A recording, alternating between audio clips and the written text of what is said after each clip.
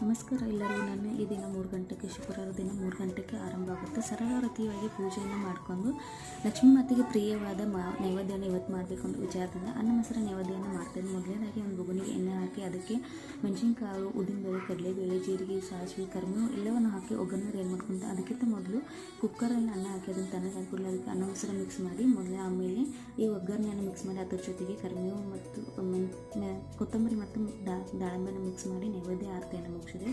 ಆಮೇಲೆ ಇವತ್ತು ಬನ್ನಿ ಗಿಡದ ಪೂಜೆಗೆ ಹೋಗಬೇಕನ್ನು ಶ್ರಾವಣ ಆಷಾಢದಲ್ಲಿ ಅಂತ ನಾನು ಮಿಸ್ ಮಾಡಿ ಹೋಗ್ತಾ ಇರ್ತೀನಿ. ಹಾಗಾಗಿ ಅದನ್ನು ನಿಮ್ಮ ಜೊತೆ ಶೇರ್ ಮಾಡ್ತೀನಿ. ಬನ್ನಿ ಹಾಗಾದರೆ ಬನ್ನಿ ಗಿಡದ ಪೂಜೆ ಮಾಡಿ ಬರೋಣ. ಈ ವಿಡಿಯೋ ಇಷ್ಟ ಆದರೆ ಶೇರ್ ಮಾಡಿರಿ, ಪೂಜೆ ಹೇಳೋದಿದೆ ಅಂತ ಹೇಳ್ತೀನಿ. ಮತ್ತು ಹೊಸದಾಗಿ ನೋಡೋ ದಯವಿಟ್ಟು ಚಾನಲ್ನ ಸಬ್ಸ್ಕ್ರೈಬ್ ಮಾಡ್ಕೊಂಡು ನೋಡಿ. ಈ ನನ್ನ ಸಣ್ಣ ಪ್ರಯತ್ನಕ್ಕೆ ನಿಮ್ಮೆಲ್ಲರ ಸಪೋರ್ಟ್ ಬಹು ಮುಖ್ಯವಾಗಿದೆ. ಹೆಚ್ಚಿನ ಪ್ರಮಾಣದಲ್ಲಿ ವಿಡಿಯೋನ ಶೇರ್ ಮಾಡಿ. ವಿಡಿಯೋ ನೋಡೋದಕ್ಕಾಗಿ ಪ್ರತಿಯೊಬ್ಬರಿಗೂ ಧನ್ಯವಾದಗಳು.